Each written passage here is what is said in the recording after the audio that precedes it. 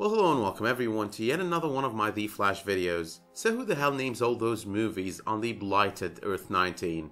Mission Improbable. But anyway, in this video, I'll be discussing all the viable theories as to who died, how Iris will end up alive and well on the season finale, and how amazing last night's episode was. But before I start though, I'd like to remind you that it is always appreciated if you drop me a like if you end up liking the content of this video, and if you subscribe if you want to see more of my The Flash videos.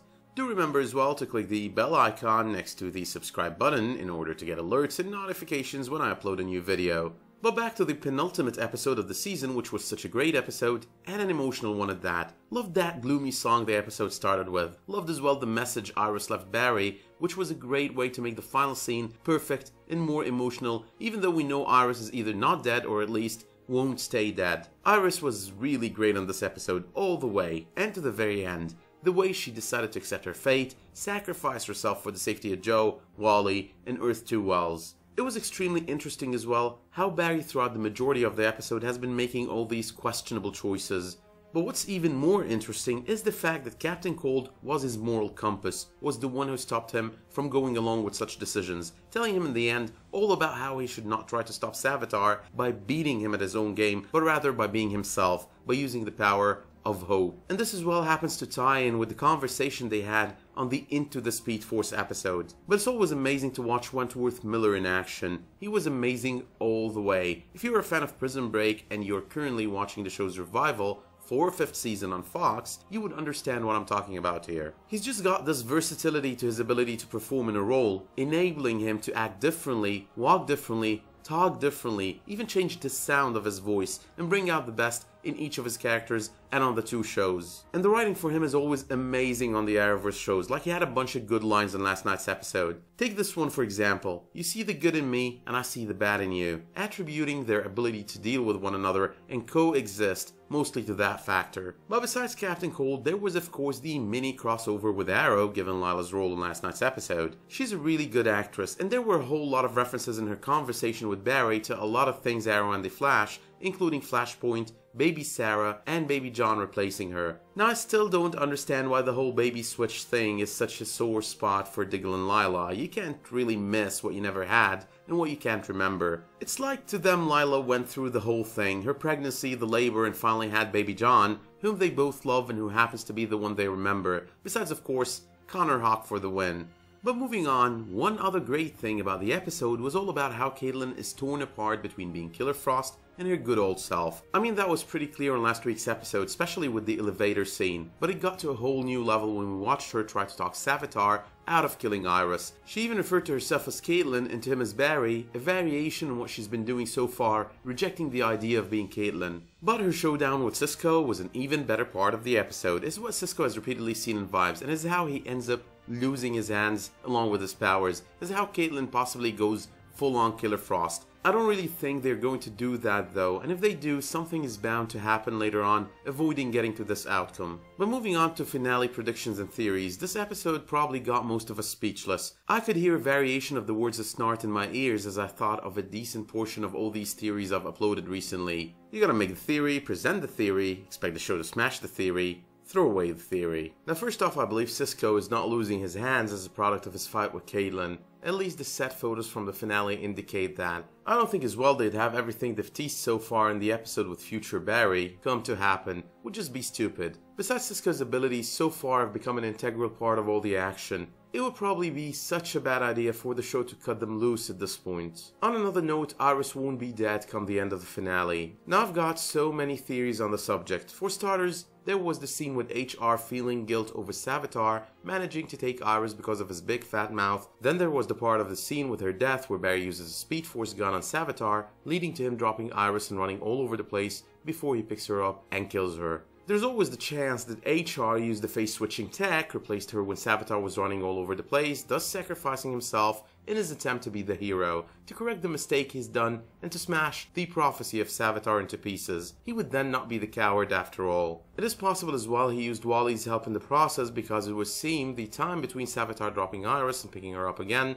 was not enough for a non-speedster to change so much. There is also the trial of the Flash theory from the comics, or at least a variation of it. Now, according to the leaked footage that I discussed in a previous video that I posted around a week ago, Iris would be there in the finale along with one of the two versions of Harrison Wells. A lot of fans believe he's Earth 2 Wells, making the theory about HR sacrificing himself err on the side of truth. But that's not the part I'm discussing about the trial of the Flash here. The trial of the Flash is more about Barry making a deal with the Speed Force. It does seem from the leaked footage that Barry will have to say goodbye to everyone and leave with Nora, who I personally believe is some incarnation of the Speed Force taking Barry away to pay for his time-traveling crimes, in a manner of speaking. Now, that particular comic book arc has Carmine Infantino's name to its art, making it a possible hint at what is to come, given the murder of Iris took place on Infantino Street. In this arc, Iris, who is then Barry's wife, is murdered by the Reverse Flash, and down the line, when he gets over it and manages to move on, Thawne attempts to kill his now fiancée and wife-to-be, Fiona Webb, only for Barry to go dark enough to kill him before he succeeds.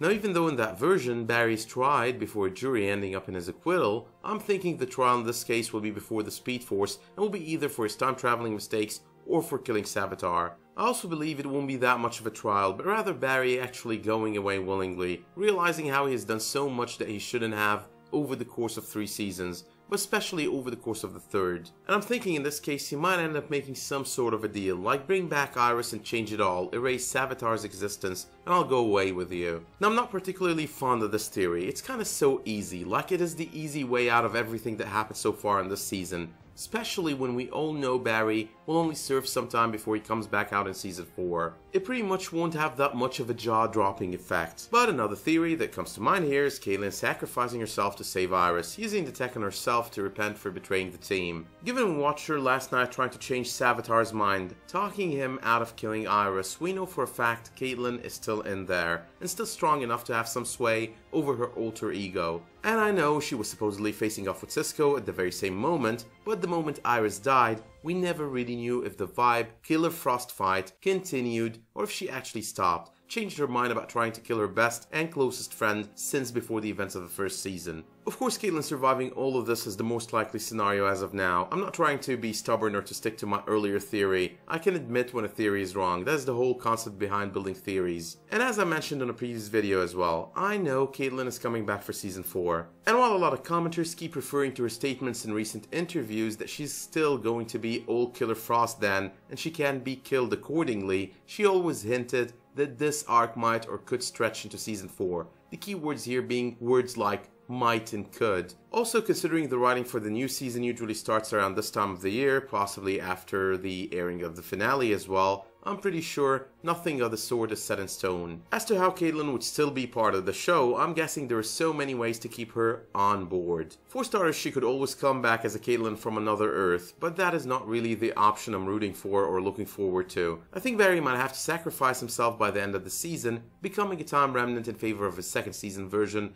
continuing his life without creating Flashpoint. Now, I've uploaded a whole video on the details of how that would work and how that is very similar to the ending of the first season in a way, with Barry's original timeline version stopping his season 1 version from stopping the death of his mother, and might believe that version that signaled Barry not to interfere is but a time remnant from a different Flashpoint or post-Flashpoint timeline. You can follow the link in the description, the pinned comment, the cards to this video, or the end screen to this video to watch the whole thing. But to summarize, I believe the Barry signaling our season 1 Barry was a time remnant from a timeline where he changed things and saved his mother at that very moment and point in his life, leading to 1 or 2 timelines that are probably similar to 1 or both timelines we witnessed this season, Flashpoint and or post-Flashpoint, and realizing then the fatality of his mistakes. The assumption that Barry was from the original timeline where Barry's mother was never killed and Thawne traveled back in time to kill her is not necessarily true, even though that timeline did exist before the events of the show. I do believe as well that the Speed Force might allow Barry to go back in time to stop his second season version from creating this change in the timeline, hence restoring everything back to its original setting without a Savitar. And yes, even then Caitlyn could end up with powers. I know Earth 2 Wells used his metahuman app on her in that timeline and detected she had no powers, but there are so many ways the show could work it out. A glitch is one, an explanation whereby her dormant abilities could not be detected by the app, or any crazy science fiction explanation that could actually do the job. Besides, there could always be the ultimate explanation whereby Barry's interaction with his version in that timeline has caused certain changes, possibly not all the changes that happened with his reversal of Flashpoint, but still, some of them could still end up happening. But besides that, and even with the usage of the app, the scene from the second season between Caitlyn and Earth 2 Killer Frost before Zoom killed her made it feel they had that in the cards for Caitlyn anyway. Also, do think about it, if they did have it planned for Caitlyn to go all Killer Frost before even deciding to go for Flashpoint, they would have never allowed the app to detect her as a metahuman, in order not to spoil the element of surprise. With this theory though, the major death in the finale of this season would be in a way that of Season 3 Barry. He would end up becoming a time remnant in a dead timeline, sacrificing himself in favor of Season 2 Barry, one who would have no memory, no knowledge, and no recollection of the events of the entirety of the third season. But finally, there was the theory that if Barry was to end up sacrificing himself, imprisoned in the Speed Force, that would be the ultimate resolution, never creating Savitar and never ending up having to watch Iris die, and hence breaking the loop. Now, my only problem with this one is it isn't really how it seems to work. So far we know Eddie Thawne shot himself to stop his descendant from wreaking havoc all across the board, and yet Barry's mother ended up still dead. Eobard Thawne, and in the words of Savitar, happens as well to be still kicking around. Time travel might generally seem like it's a tricky thing on other TV series and movies, but with The Flash it is 10 times as tricky, especially when you add concepts like time remnants to the mix. Now, I've made it clear, there's so many ways the show could bring back Iris, but the show claiming HR ended up replacing her in this short period of time would be kind of the worst way to deal with the situation. The time between Savitar dropping her and picking her up, as I mentioned earlier, is not enough for HR to swoop in and replace her, let alone the woman who was brave enough to sacrifice herself for everyone's safety, being convinced to actually let someone take her place and die. There were definitely a few loopholes there, and I don't know how the show would work them out unless Wally was involved in dropping one and running the other one out, but Wally was supposedly in the infirmary at that point, and I know speedsters heal quick, but this kind of convenient quick would as well raise a shit ton of questions about the consistency of the show and the science they've built for being a speedster. But all in all, it was a pretty great episode. Felt too sad watching Iris die, watching Savitar win, Barry lose, Joe's tears as he watched his daughter drop dead in Barry's arms. But it was definitely great watching the Season 1 of Legends of Tomorrow version of Snart and seeing the Wave Rider, considering Legends of Tomorrow has the longest break out of all 4 shows. But with that being said, let me know in the comments what you thought of last night's episode, as well as what you think will happen on the season finale, and how you think Iris will end up being still alive. And tune in over the weekend for more Arrow, Supergirl, and possibly the Flash videos. Thank you for watching, and I'll see you soon.